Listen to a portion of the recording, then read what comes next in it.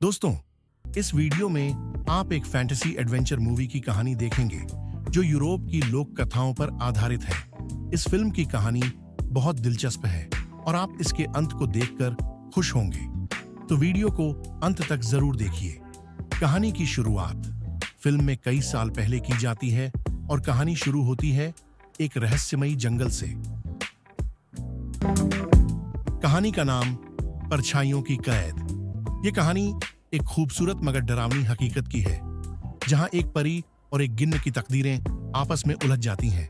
क्या यह प्रेम कहानी है या फिर एक श्राप जो सदियों से चला आ रहा है? रहस्यमयी जंगल और अभिशप्त जिन्न। एक घना रहस्यमयी जंगल था जिसे लोग परछाइयों का वन कहते थे। रात में वहां जाने वाले कभी लौटकर नहीं आते थे। कहा जाता था कि वहां एक गिन्न बसा था जो इंसानों की आत्माओं को कैद कर लेता था, लेकिन यह पूरी हकीकत नहीं थी।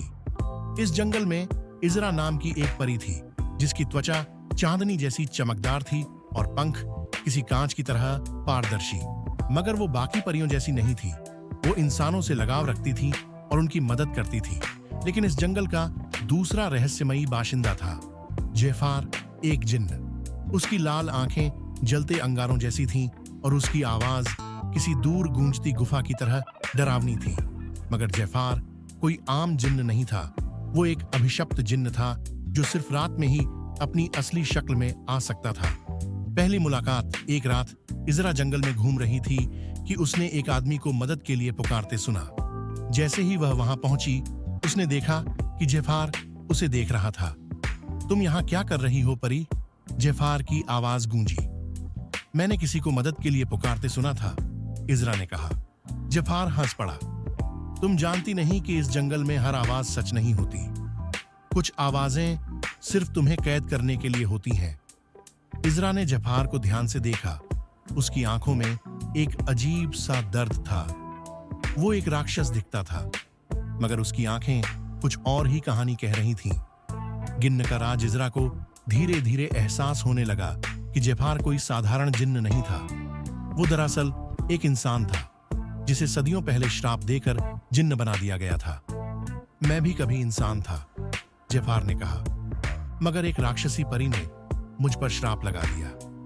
अब मैं सिर्फ रात में जिन्न बनता हूं और दिन में परछाइयों में छुपा रहता हूं। इज़रा को जेफार की कहानी पर यकीन नहीं हुआ, मगर वो उसकी आंखों में सच्चाई देख सकती थी। क्या इस श्राप को तोड़ा जा सकता है? उसने पूछा। जेफार ने सर झुका लिया। हाँ, मगर इसकी कीमत बहुत भारी होगी। श्राप तोड़ने की शर्त। जेफार ने बताया कि इस श्राप को तोड़ने के लिए एक परी को अपनी अमृता त्यागनी होगी और उसकी आत्मा को आग में जलाना होगा।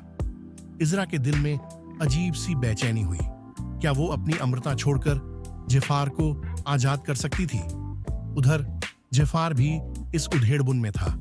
उसने कभी नहीं चाहा था कि कोई उसके लिए अपनी जिंदगी कुर्बान करे, मगर अब उसके दिल में कुछ पिघल रहा था, प्यार या बलिदान। रात की गहराई में इज़रा और जेफार एक दूसरे के करीब आने लगे। इज़रा को एहसास हुआ कि वो इस जिन्न से प्यार करने लगी थी, मगर क्या एक परी और एक जिन्न का प्यार मुमकिन था? आखिरकार इज़रा ने फैसला किया। मैं ये बलिदान दूंगी, उसने कहा। नहीं, जेफार ने गुस्से में दहाड़ लगाई। मैं तुम्हें खोना नहीं चाहता। मगर इज़रा ने अपनी परियों वाली शक्ति से खुद को आग में झोंक दिया। अंतिम मोड़ आग में जलते ही इज़रा का शरीर कांच की तरह चमक उठा। जेफार ने चीखते हुए उसे बाहों में ले लिया, मगर तभी कुछ जादुई हुआ। जेफार के जिन्न की काया टूटने लगी और उसकी असली इंसानी शक्ल वापस आ गई। मगर इज़रा वो गायब हो चुकी थी। इज़रा, जेफार ने पुकारा। तभी हवा में एक हल्की सी सरसराहट हुई और एक मुलायम सी आवाज आई। मैं हमेशा तुम्हारे साथ हूं। जेफार अब इंसान था, मगर उसकी आंखों में एक नई चमक थी। उसे एहसास हुआ कि इज़रा कहीं नहीं गई थी।